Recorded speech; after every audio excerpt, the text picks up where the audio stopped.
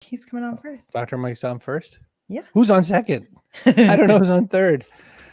Hello, how are you? You know, you got to love a show when guests show up before you're even on. Michelle's ready. She's front row. I'm ready. You're ready? I'm ready. Terri, I met Dr. who Mike do we have today? years ago. So Dr. Mike Patrick is a pediatrician and a podcaster. And so when I did Baby Time, like the podcast I did in 2005 and 6, Dr. Mike was the pediatrician I found when we brought the baby home. And I was like, oh, this poop doesn't look normal. I Googled baby poop and Dr. Mike came up because he had a whole podcast episode about like what was normal. And so I interviewed him for Baby Time. And so now all these years later, he's now like practicing a couple days a week and does mostly podcasting. So we'll talk to him about that. I thought that was so interesting. And then Len Joy brought us our second guest today, Terri Leidich. She's a publisher, and he says she's the best publisher he's ever worked with, but she's got a really interesting business background. She's done some like fun other kinds of entrepreneurial things. We'll talk about that. Well, I guess I have to say tecanes to Steve, who showed up and said we went to high school together in North Andover. So we'll have to catch up on that, Steve. Hey, Chloe. Hey, Raul. Hello. Good morning to you all. Here we are. I think it's nearly time to make a show out of this shenanigans, though. What do you think?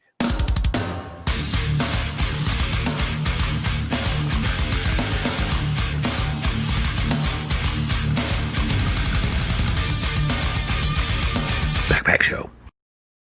That's what you think. We should get more of the people you went to high school with and get them to like come on the show sometime and tell us all about you. I had 2 total friends in high school, and then I had a girlfriend. So that was it. So, you know, if you want to look up Diane Brown, she might be the best one. The other 2 friends, they were only my friends when no one else was I don't want to around. go down that road. That's a long list. Hi, Chloe. Ex-girlfriends. Thank you. Might be here a while. Coach Scott's here. I mean, not saying it wouldn't be fun, but we don't have that kind of time. Yeah. Maybe we could do a series, like a mini series. Like 3 per episode. You guys would be here for that. School. That would be the worst show ever. You cannot do it to me. No, I know. But you keep posting pictures of your yearbook even. Hello, my dad and mom are here. I feel like college is okay. High school is iffy because people are still technically minors. So I think technically my mom probably took me to a few pediatricians, but you know, who knows what they would have come up with. Dr. Mike is the best. Well, we're going to find that out. I mean, you know, let's do it. Let me be the judge. So, and Matt's over at LinkedIn today. Hey, Matt, good to see you over there. All right. You push your button. I'll push mine. Hey, Dr. Mike. Hello. Hey, good morning. Good to see you. I guess put your level just a tiny bit until you get too excitable. Yeah. Okay. There we go. There we go. Dr. Mike should know, though, because he runs a podcast called Pediacast. But he's very soft-spoken. This is Dr. Mike. His bedside manner carries through to podcasting. Yes. Which is great because he's really non-judgmental. Like I had questions about why my son like wouldn't go to sleep, and I knew it was my fault and everything. Dr. Mike was so diplomatic. He's like, here's the thing. If you don't have any kind of routine, kid doesn't know it's time to go to sleep. And he was so nice about it. And I said, look, I know, Dr. Mike, that I created this problem. And now I'm asking you, Dr. Mike, to fix it. And so he did. Did it work? Yes. Oh, good. It did. I mean, it really wasn't that hard. It was basically like, can you just do the same thing in the same order? Night after night. I was like, thank you. Yeah. But I love that you created this podcast, and for me, it filled this void of what should be like mother's wisdom or something. Cause like my grandmother passed away when I was really young, and my mom is a different kind of mom. Like she just always was a very non-traditional type of mother. I couldn't ask her things about what it was like when I was little. She didn't remember. She wasn't like that into parenting like that. So for me, when I needed answers, I could ask my mother-in-law, sure. But I also was looking for kind of like what the modern thinking was on things like sleeping on your side versus, you know, putting the baby on their back versus their side and all this other stuff. So your podcast filled that void for me. I have to think that's why it's still going strong all these many years later. It's people need that sort of parenting wisdom. Yeah, because you're not given a parent manual, right, when your child's born. And so there's so many questions. And from a pediatrician standpoint, I think most of us like to say there are no silly questions. Like if you have something that you're thinking, should I ask this? Are they going to sort of make fun of me if I have this question? Don't please put that aside and ask your question, because there are no silly ones. And we hear the same ones over and over again. So you're not the only one with that silly question. So then really when you started it, was it because you couldn't spend as much time as you wanted answering questions? Yeah, that really was the case. And I worked my first job out of residency was in a underserved area. So it was a very busy practice. And it was busy because you felt like you couldn't turn people away because there was really no place else they could go. And so you didn't have as much time in each exam room as you wanted. So I really wanted something because there weren't a lot of pediatric information sites out there that you could direct people to. Now the American Academy of Pediatrics has healthychildren.org, which is a terrific reference. But back then there really wasn't anything. And so I wanted to create something where I could be in the exam room and say, here is the 5-minute answer to your question. But if you want the 20-minute answer, which really explains what's happening in the body to improve health literacy, and so parents really can understand what's going on, you can check out this site. And initially, I thought about doing it as a series of blog posts. And I actually did start a blog that wasn't very successful.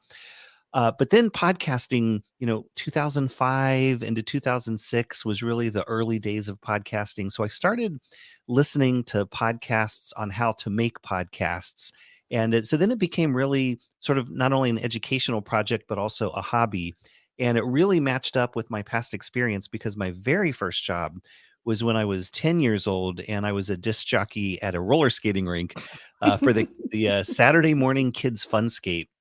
So, before I went Wow. to medical school, I thought, well, maybe broadcasting would be in the cards for me. And then podcasting came out and it made it all happen.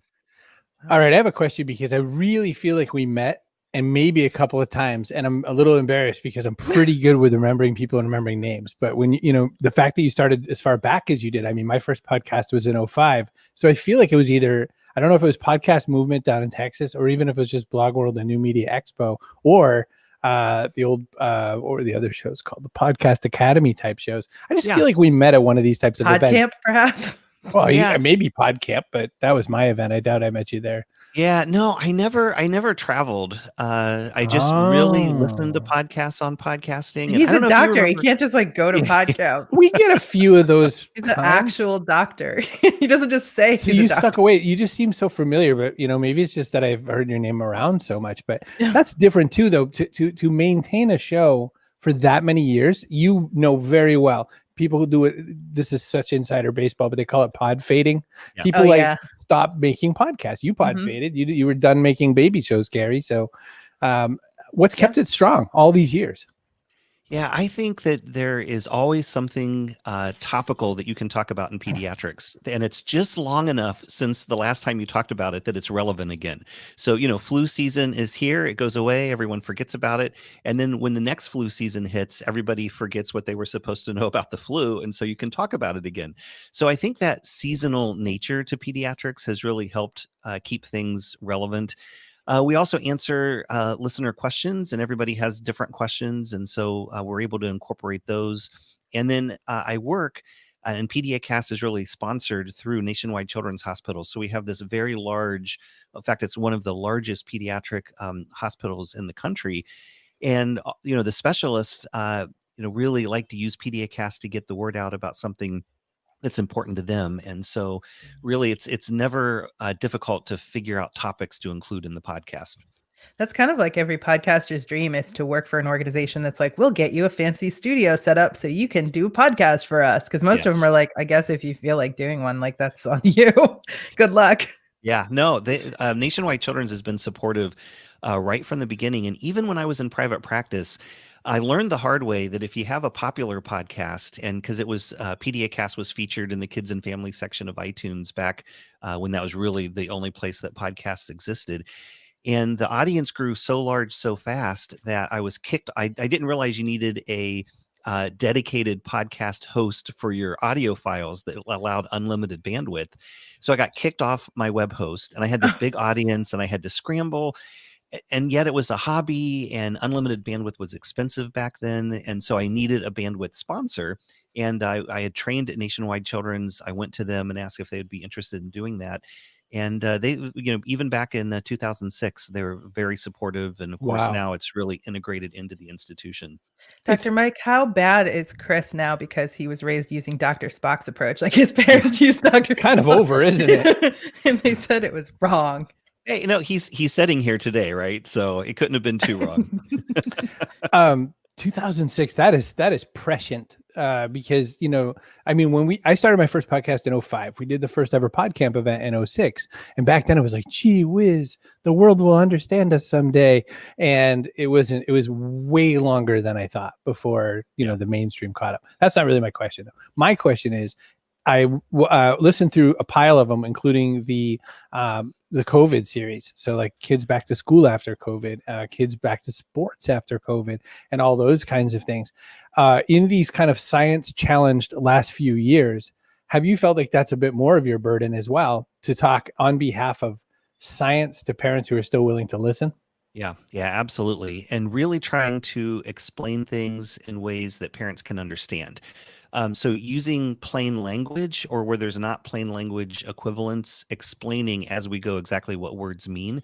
But parents can understand complex topics. You just have to take the time to explain it so that they can understand. And I think the reason that I can do that so well is because that's what I had to do for myself as I went through medical school and residency training. Like how, what are the simple ways to understand something complex? And then how do you communicate that with others so that they understand it? And I think when you demystify science by helping people understand the process and sort of look inside the box, then they start to appreciate more what science does, how it gets where it goes. And I think that helps to build trust. But it really takes time. And it also takes engaging in such a way that people have trust in you as you explain these things to them. When parents look for information from someone who is not necessarily involved in science and makes claims that aren't true, it's easy for them to read it, believe it, and move on. But you really have to have that relationship with someone if you're gonna help improve their understanding of things. Bob says relevancy matters in building trust. And Chloe says she loves this so much. The way you can provide patients help and support goes way beyond what's possible in an appointment. Boy, is that true. Bob asked a question too. Sorry to cover you, Mike Wazowski style, but in a world of social distancing where online connecting with schoolmates is the new playing outside with friends, should we decrease the time kids have online after giving them free rein? Yeah, that is a really good question. I think that this pandemic, even when it's over, is going to fundamentally change the way that we relate with one another. I mean, just when you do something repetitively over the course of a couple of years, it really changes habits. And of course, I think it's a great idea for kids to get outside and play and be with other children face to face and with family. But they're going to have new friends that they have acquired online that it may not be possible for them to see physically. And those social connections are really important. In the past, the American Academy of Pediatrics has really stressed like time frames for screen time, like, no more than a couple of hours. And now we're saying what's more important is how are you using that screen time? And if you're using that screen time to build connections and engage and become a whole person, then that's still worthwhile. So while I would say it's a great idea to get outside and play, once the pandemic is over, there will be, I think, more acceptance of this form of communication. So a couple things. One is happy birthday, Bob Collins. Robert Collins turned another year over on the calendar over this past weekend. So happy birthday to you. Dr. Mike, we gave the majority of this interview so far to your old-timey Pediacast show that's been around for centuries. It's got a little bit of patina on the edges, but you launched a business-to-business podcast helping your providers and the other kind of people who are doing work like you do better stuff. Let's talk about the new show. So right from the beginning, I had a lot of pediatricians who did tune into the program, to Pediacast, and we did not offer accredited continuing medical education. And so one of the first things that I did out of the gate was I really wanted to create a podcast for pediatricians. And I just didn't really have the time or the resources to do that. And then as I really moved the podcast to the campus of Nationwide Children's Hospital, then that started to get me some inroads in creating this. when I first got to Nationwide Children's in 2011, I asked about creating a podcast for pediatricians, and I was told, no, you can't do that because you'd have to have it behind a paywall or some sort of wall so that only pediatricians could listen. Because if other people listened and they didn't get that same treatment, then is that, are there legal implications for standards of care and that sort of thing? So I asked in 2011, 2012, I'm very persistent. And so pretty much every year I would ask, can we do this? People want it. And finally, in 2015, the folks who accredit residency programs are like, you need to have your education be offered in lots of different digital places. And podcasting was one of the places that they gave an example of. Perfect. So the folks who had said, no, you can't do this, kind of use that legal means. But I never actually talked to the legal department. And so in 2015, when the education folks were like, maybe we should do this, we chatted with legal and they're like, no, that'd be fine. Yeah, I'm like, did nobody ask me? Yeah. So, but it does take, in a hospital system, as you're launching a podcast, you've got to get lots of players together, because if it's an accredited podcast, then the hospital is saying, hey, this is worthwhile, and we're going to use our accreditation to say folks can claim continuing medical education credit. So it has to reach another level in terms of how you put the thing together. And then you've got to get the tech people, the legal people, the marketing people, the education people all together and talking. And it's a, kind of a big moving machine in that way. So in 2015, we launched it. We tried to produce about an episode a month on that one, because it's just so much more work. You have to come up with learning objectives and a post test, and it has to have, you have to cover it in such a way that it's worthy of accredited credit. And so we started in 2015, and we're about 55 episodes or so in, and it's going strong. We'll keep working on them. That's Michelle big. is so right. Look at Michelle. Persistence and timing equals magic. Yep. Chloe asks if you find it difficult managing the legalities of sharing healthcare advice and knowledge, because she's got clients that don't want to podcast for that reason. Like, they don't want to do certain kinds of content. Yeah. So I think the secret there is to make it very clear right up front that this is general educational information, and we're explaining one way of doing things, but that doesn't mean it's necessarily the only way to do it, and that you should not use this information as the sole source of reference for practicing medicine. And I think that's really, and I think when you put it in those terms right up front, people understand what they're about to listen to, and take it for what it is, which really is. And if you have done your research, you're not putting out anything that's crazy, right? You are telling folks, hey, this is an evidence-based approach, and you have some references to back you up. Great. So we're going to do some sponsory stuff. Stick around if you can, please. It's important. Annette says, by the way, so interesting, the push and pull of innovation and creativity. I love hearing your experience to help the innovators out there that might be hearing, no, you can't. For 5 years. for a very long time. Stick around if you can. Dr. Mike Patrick will come right back to you after some time. Boop. We just So how about the fact that it wasn't until other people were like, it's good. Podcasting. that drives me ape. That's like, as he was saying it, I felt my mouth get warm in a way that I realize I do when I'm angry. And I was like, because he said it for years. Hey guys. And then someone else does it. And they all go, hey, Mike. It was the same when I was a lawyer. I know. Same when I was in higher education. It's it's just how it is. You know what makes it really difficult too? Is if you don't have really cool tools to make a show really easy. Boop. You're sponsored by StreamYard. cbrogan.me/StreamYard. You can make your own show. I just realized, by the way, I could change up that graphic every now and again if I wanted, because I made it. It's not like I like it now. I do like it. I like it. I like the duck. It didn't make sense to me before, but now it does, because it's simple and easy, like StreamYard. Like StreamYard. You can make your own show just like this. Yeah. You put it together. We got the nicest compliment. Who was it? Said it to us? Chloe last week. She said it looks like a real show. You just see the stuff moving and clicking and moving around while she was on the show. Chloe Condon, not our Chloe. Oh. All right. We're also sponsored. Hey, authors. In fact, maybe Terry sends people this way. You authors can make a really cool website when you're done writing your awesome, amazing book, fiction or nonfiction. You can put it on a place like PubSite, pub-site.com. Super easy to use.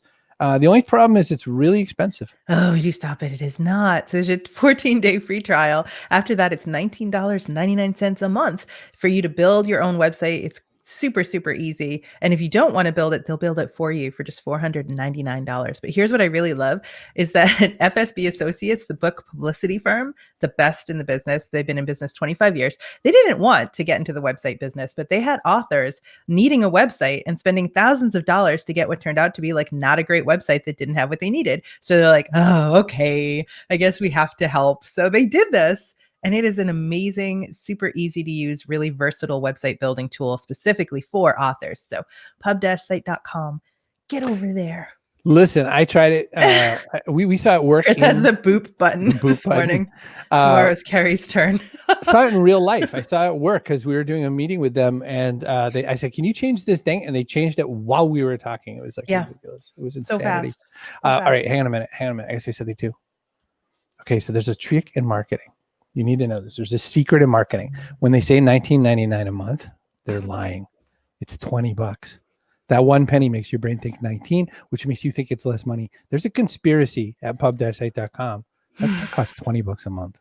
Do me a favor and maybe don't run your conspiracy theories about our sponsors. Talk about somebody else. Oh, about somebody else. I guess I'll have to bring on Terri. She'll make it better. She's, publishing. Terri Leidich, Len Joy's favorite publisher. Terri, welcome to the show. How the heck are you? I'm wonderful. How are you? Sifting our way through conspiracies. That's how. Yeah. Psychological pricing is not a conspiracy. It's like a Nancy Harhut thing that works, and everybody knows what you're doing, but it still works. And we like it. It feels good. It does. Yeah. Yeah. Now listen, you're a publisher. Yeah. You have writelife.com. And you also have your other business. One's for fiction, one's for not. Yes. But the argument is that people aren't reading anymore, Terri. Let's disavow them of this. Where did you get that from? People are reading more and more and more. And people who haven't read in their lifetime, because they can now do it on a Kindle or they can do it on their computer or their phone, we've got more and more people starting to read. So that's bunk. That's not true. I guess it's good for business. Right. There's a difference between difference between having to read for business and for work, though. There's a difference for and my publishing agent, friends and whatnot, people in the publishing world as an author say to me, sometimes they get burned out on reading, for work, but then they can still read for their joy and they still read their passion things. Where do you come and hide out when you want to read passion stuff in between running your business? Do you mean which authors do I love? Well, which authors, but also just kind of where do you retreat into your own? I'm a mystery kind of girl. I like a mystery thriller. I like one that's really got a good plot. I'm not big into the guts and gore or the heavy sex scenes. Give me pass those to you. Yeah. Give me a really good story and mystery thriller. I mean, nice. I like the mystery thrillers too, but I like an eclectic assortment of books. I do too. I mean, there isn't any book that I publish. I read every book that we publish before it goes to market. So I have a real eclectic taste. But Chris asked me, where do I go to hide out for comfort? And that will be with a good mystery where I don't have to think about anything. They're going to tell me who done it at the end. Joseph Jaffe's here. He's with Corona TV. That's his show. Okay. And he says, everybody go support our sponsors. I agree. Thank you. StreamYard. Thanks, Joseph. I have a really surface level aesthetic kind of a question. I noticed that you have some swell book cover art. And we're not supposed to judge books by our cover. Well, you really have very modern, right there looking kind of art. How does that part of the process work in publishing? Because when I wrote my first book, I did not realize I didn't technically have a say on the cover art. And I thought, of course I do. I'm the author. Wrong. So how does that work? And how do you kind of put all of these pieces together to make the work you're doing? It depends how you publish, because if you're doing the traditional, big five publishing, you probably aren't going to have a lot of say because they've done a lot of market research, etc. When you're publishing with a smaller indie company like us, our authors have a lot of say. However, if they're going in a direction that I just know market-wise isn't going to work, then as the publisher, I can step in and say this isn't going to work. But we've got a great designer out of New York. What we do with our authors is when we sign them on, they do a competitive analysis, which gives me 3 competitors that they think are going to be strong against their book. What kind of covers do they have? What kind of cover does the author want?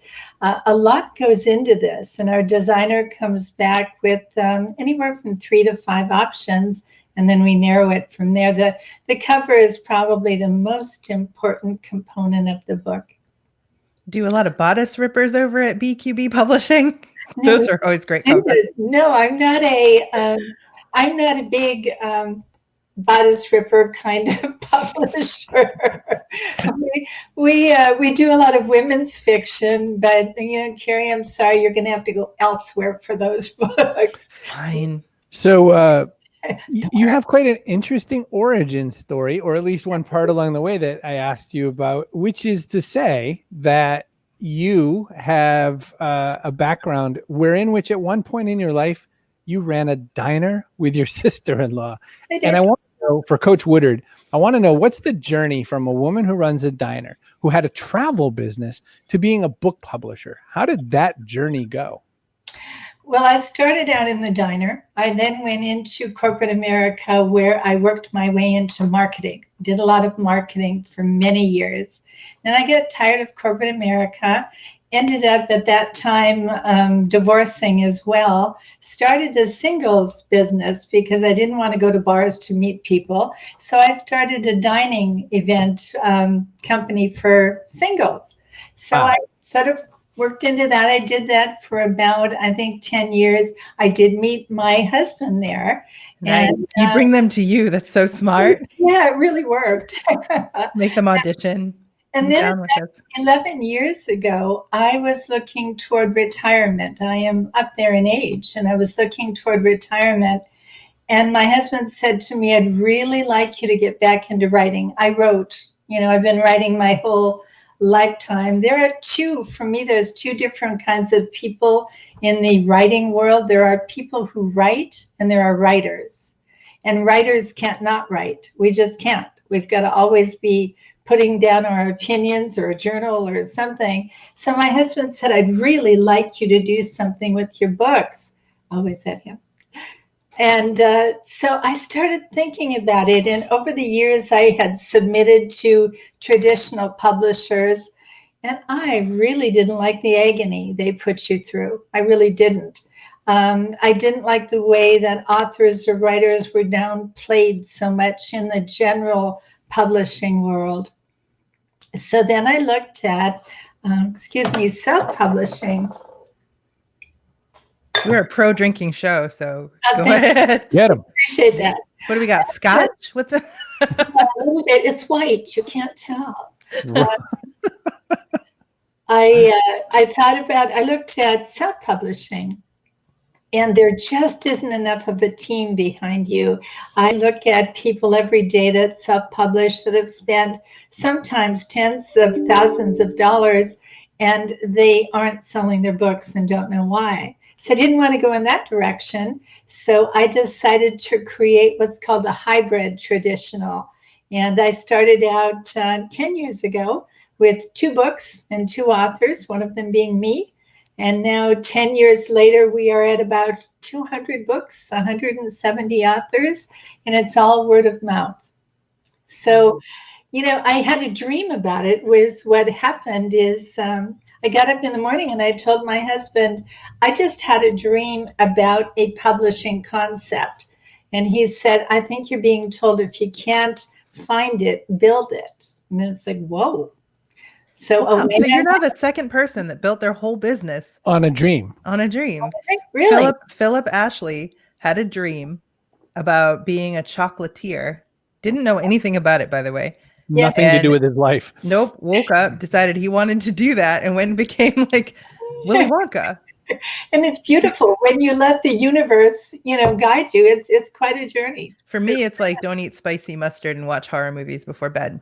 Okay. Speaking about journeys, by the way, one thing we also know is that not only are you a mother, but you're a grandmother and a great grandmother. Yes. So you published a book called The Grandma Force, which I know you read because you read all the books you put out. I do.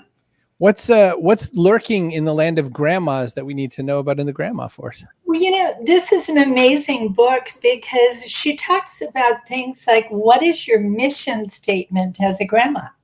Wow. What is it you want to impact, with your family and your grandchildren? And she gives you ideas around that. She gives you ideas of how you can work with your family, but still have a real impact on the way that these little ones think and see the world. So a lot of good practical information in there. And Harriet Hodgson is a grandmother and a great-grandmother. So it's really in the field kind of research. It's a great book. Dr. Mike, are you listening? It could be a good resource for some of your you could have all your grandmothers family. And great grandmothers on. So you said you have 9 great grandchildren? I do. What's it like keeping up with all of the interests of all of those people? Like, I don't like people that My much. mom would just not. Right. I was thinking about your mom too, but like, I don't like people that much. How do you do it? Or how do you show some part of that? Well, what's so wonderful is you've got the mom, and then you've got the grandma, and then here I am, the great-grandma. So I'm the one that they come to for all the fun. I'm the one that they come to, tell me all the great stuff that's going on in their lives. I don't have to deal with the issues. I did that, Joseph Jaffe's asking, they say, what's your mission statement as a grandparent? Mine is to teach those little ones the importance of self and the importance of setting boundaries. I don't think as a child I was ever taught to set boundaries. And even as a young person, it's okay to say what is and, what does and doesn't work for you. So that's my mission. And to love their socks off. That's a good mission. Yes. Good mission. I used to have to put my kids' clothes on backwards. By the way, look out. We have a poacher in our midst.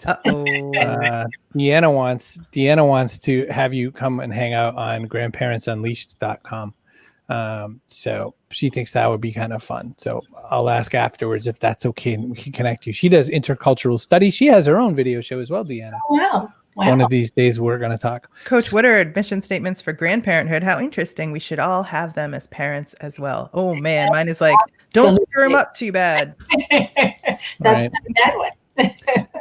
I go in sort of an order of like fed, dry, loved, and then I'll kind of work on the other ones. I definitely was like, hey, listen, you're in charge of your own body. So we're never going to be like, hey, hug your weird Uncle Bob, or like we're never going to do it. Good. You're in charge of your body. You hug who you want. And your thoughts. I've got a little 5-year-old great-granddaughter who is smarter than all of us. She really is. And she listens to everything I say. And we were in a van going on vacation, and there was something going on. And I said to her, Sophia, you might want to make a different choice. So about a month later, her mom is doing something. I forget what it is. And Sophia comes up to her and say, Mom, you might want to make a better choice. So it's my job to pass on these little bits of wisdom. Why don't my kids repeat the good things I say? They repeat the bad things I say. Let me ask you a quick business question, and then we'll talk. Annette, by the way, says that she wishes she had you in her life for a sense of self and boundary setting. What a beautiful skill. How does grandparenthood and great-grandparenthood affect you as a publisher? What do you take from publishing into, from your family into publishing, or is it two different things? No, nothing is separate in our lives. Everything sort of melds together. And what it does for me is it keeps me open to a lot of different concepts. Like I look at the world that our grandchildren, great-grandchildren live in now, and I understand the importance for diversity. We published a book called Some People Do, and it's about all the different diversity and accepting. You know, we have done books. We're doing a book now. It comes out in April, I believe. Wiggles, Stomps, and Squeezes, Calm My Jitters Down. And it's about children with neurodiversity, you know, that they respond differently and to stimuli, etc. And because I have great grandchildren, some of them are full of energy, and it helps me to understand. Oh, and yeah, that one, My Dad's and Me, the LGBT coloring book. It helps me understand in the world that we live in, we've got to be real. The kids are encountering all of this, and if we teach them through books how to accept and how everyone is okay, maybe we won't have the messes in their lifetime that we have in ours, hopefully. So many great attention. Pay attention to the kids. My mom used to tune us out like we were just background noise. And so my younger, I'll shut up about this in like 30 seconds, Chris, don't worry. Sure. But my younger used to say things all the time, and we didn't realize he was reading. He was like really, really young. Every time we would drive down a stretch of road, he'd say 1 2 1 1 1. And we're like, whatever that is. And then we realized, we looked at the mailbox and it was 1 2 1 1 1. We're like, he was reading. Yeah. Well, they're always teaching without us learning is the other detail, which Coach Woodard and my dad were saying. Mm-hmm. Yeah. We're going to grab Dr. Mike Patrick back in. I mean, here we are talking about publishing, but we keep dropping it back on kids. So, I mean, seems apt. Dr. Welcome Mike. back, Dr. Mike.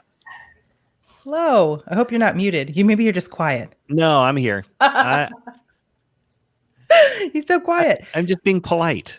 You are polite. There's that Midwestern charm. So what's the next Dr. Mike book? I mean, who knows? Maybe you need to either be on Right Life or BQB. Yeah. You know, I need more hours in the day. It's a good book title. Teach your kids to do some podcasting, and you can free up like time to write. Yeah. Yeah. Question for you both. What changed over the last several months? What was your COVID journey like? I mean, how did you change your businesses? And I guess, Terri, I'll ask you, how did it work, sort of working remotely, or were you a virtual company before this, or how does it work? I was a virtual company before that. All of our people work out of their homes. In fact, our marketing manager is in England. And so we are virtual, but how it changed for us was the way that we market. And marketing with COVID is quite different. For the longest time, there weren't any of the bookstore, signings or any of that. So we had to figure out ways, the industry as a whole had to figure out ways, how do we get in front of our readers, of our book, our bookstores, etc. So that was the biggest change. So many indie bookstores are folding or already on their back feet. I mean, the Strand, the mighty Strand in New York is right on its back peg.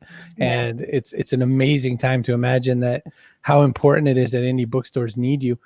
Dr. Mike, how about yourself? What was the scenario changes for you? I mean, especially because, face-to-face is such a challenge. Yeah. Well, really, since my job has two components, there's the clinical part of it, and I work now in our emergency department and our urgent care centers. And so the PPE, getting used to wearing a mask and goggles and gowns and gloves in every room that you go in, and for 8 hours a day, it really can become quite exhausting. So that was a huge change. And then the podcast, most of my interviews were done in a studio on campus at the hospital. But it was a very small room, and with physical distancing and face masks aren't great for podcasting, and so I've built this studio at home. So this is my home studio as opposed to my hospital studio, and I do all of my interviews remotely now and for the foreseeable future. And it's actually, I was really worried about how that would go from a technical standpoint. And most of my guests are not very tech savvy; they're medically savvy, but it's gone well. It's actually, and I think because there's been this transition to Zoom meetings, and a lot of things are happening this way. It really is natural way to communicate with folks. So it's turned out well. Room Raider would say you should put something on that little shelf. That shelf needs some loving. I know like a tiny cactus or something. All right. Something and cool. Listen, Deanna, if you don't know my bad sense of humor already, I know you're not poaching. But that was so funny. Listen, we have to do person of the day. So person of the day is sponsored by FSB Associates by PubSite, pub-site.com. Person of the day is today, Mr. Joseph Jaffe, host of Corona TV. We can make another TV show host person of the day. Joseph, that entitles you to an apple, just like that one in the picture. You need only go to your store and pick up an apple just like that, and it's yours. Wash it really, really well. Congratulations, Joseph. So, I have one last question. The question is the only question that we ask every single guest. We don't do that sort of thing like podcasters do of having like a scripted set of questions. It's the backpack question. This question is, what goes in your backpack? This is something physical or metaphorical. Could be something like hope or dreams or, I don't know. Carrie, some of your favorites? Fearlessness and vulnerability is still my favorite. Dang it. But we've also had pride, like pride? like kind of national pride or pride in your where you come from. And empathy. Somebody said a book you hate. Whiskey Nate said a book you hate. And I thought that was yeah, because the idea is like, well, you've got nothing else to do. You're going to read it, I guess, and maybe you'll learn something new from it. Meanwhile, I'm most famously known for a quote that says, "Don't settle, don't finish crappy books." So you don't even like that quote. I hate that quote. I don't know why it showed up. My most famous quote. So. And then other people put something physical. Like one guy tried to put in another backpack, which that's cheating. He's a magician, so you never know. And my favorite answer to date so far is this random, an avocado.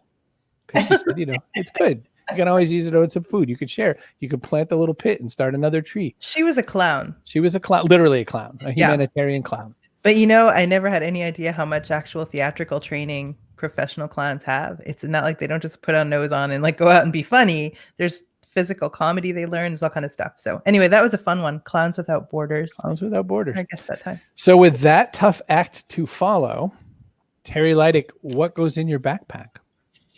4 things: chocolate, dark chocolate, good books, gratitude, and kindness. You're supposed to pick one, but I'm going to let that slide because all right, we'll do it because you had them right there and ready. I did. I guess it has to be chocolate. I mean, gee. Right? I'm flexible on what kind as long as it's not white chocolate because that is not even chocolate, and don't try to at me about it. Except if it's got blue cheese all over it, like Philip Ashley. Yeah. All right, Dr. Mike, what goes in the backpack?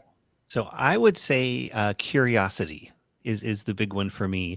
And I think, being a pediatrician and helping parents understand health and wellness issues, but really it can be extrapolated to every aspect of our life. And when a question comes up, when someone says something that makes you, take a second to think about, really dig in and learn and for yourself, and pay attention to what resources that you're using to find out and learn that information.